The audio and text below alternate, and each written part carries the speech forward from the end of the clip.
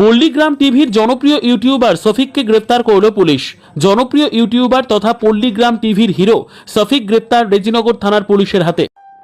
কি বস, ভালো তো। তো আজকের ভিডিওটা সম্পূর্ণ আলাদা রকম হতে চলেছে, কারণ তোমরা এই সোশ্যাল মিডিয়া দেখতে পাচ্ছ পল্লীগ্রামের খুব জনপ্রিয় অভিনেতা শফিককে নিয়ে অনেক ভিডিও আপলোড হয়েছে।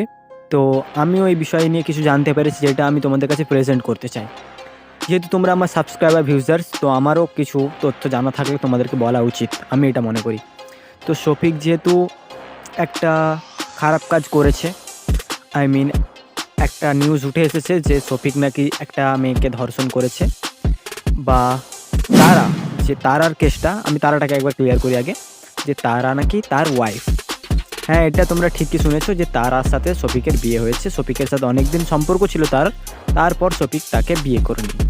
যেহেতু শফিকের 18 বছর হয়নি, তো সেটা খুব বড় করে বিয়ের অ্যারেঞ্জ করা হয়নি।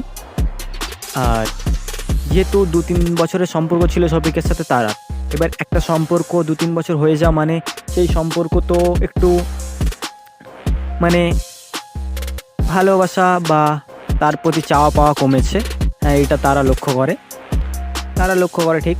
তো তারা নাকি নিজের মুখে এসে বলে যে আমি শফিকের বাড়ি এসেছিলাম, আসার পর দেখি শফিক 2-3টে মেয়ের সাথে নাকি একই তার বেডে ঘুমাচ্ছে। আর শফিক এখানে উঠে এসে বলে যে, সেই ভিডিওর রিপ্লে দেয় শফিক, যে নাকি তারা এইসব ভুল বলছে, 18 বছরের নিচে কোনো হোটেল দেওয়া হয় না। আর তারা যেটা বললো আমাদেরকে ক্লিয়ারলি, যে শফিক তার বেডরুমে 2-3টে মেয়ের সাথে একসাথে শারীরিক সম্পর্ক বা এনাদার কিছু, তো আমরা জানতে পারি। আর এখন শফিককে জেলে নিয়ে গেছে, এই ঘটনাটা কতটা সত্যি সেটাই আমি তোমাদেরকে বলবো। তো শফিককে জেলে নিয়ে গেছে, এই ঘটনাটা পুরোপুরি ঠিক ঘটনা। তো শফিককে বসিরহাট জেলে এখন গ্রেপ্তার করে রেখেছে। তো যেহেতু শফিকের জেল বলাটা ভুল হবে ভাই, শফিকের যেহেতু 18 বছর বয়স হয়নি, ওই জন্য শফিককে হোমে রেখেছে। তোমরা সাধারণত এটা জানবে যে যাদের 18 বছর বয়স হয়নি তাদেরকে হোমেই রাখা হয়, কোনো জেলে বা অন্য কোনো জায়গায় রাখা হয় না। আর সাথে সাথেই আমি প্রশাসনের কাছে অনেকেই রিকোয়েস্ট করেছিল যে যাতে শুধু শফিককে নয়, তারাকেও সীমাবদ্ধ করা হয় ওই হোমের মধ্যে। তেমনি তারাকেও হোমের মধ্যেই রাখা হয়েছে।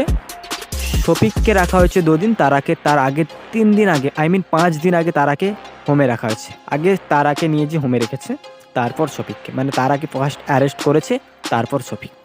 তো তোমরা সবাই বলছো যে শফিকের অনেক ক্রিয়েটার আছে ভুলভাল ছড়াচ্ছে। আর একটা ক্রিয়েটার আছে RJ লাভার, ওর বালের একটা কথাও তোমরা বিশ্বাস করবে না।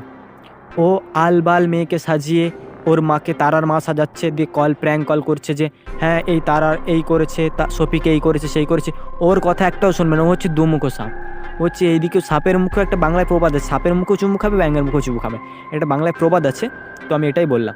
তো ওর কথা কেউ বিশ্বাস করবে না, কারণ ও একবারে ফ্রড, ঠিক আছে।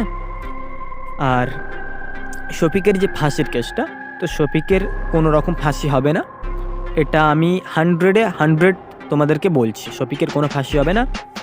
2-4 দিনের মধ্যেই শফিক জেল থেকে বেরিয়ে আসবে বা হোম থেকে বেরিয়ে আসবে, ছাড়া পাবে। আর তারারও একই কেস, 2-1 দিনের মধ্যে ওরা সব ক্লিয়ারিটি করে বেরিয়ে আসবে হোম থেকে।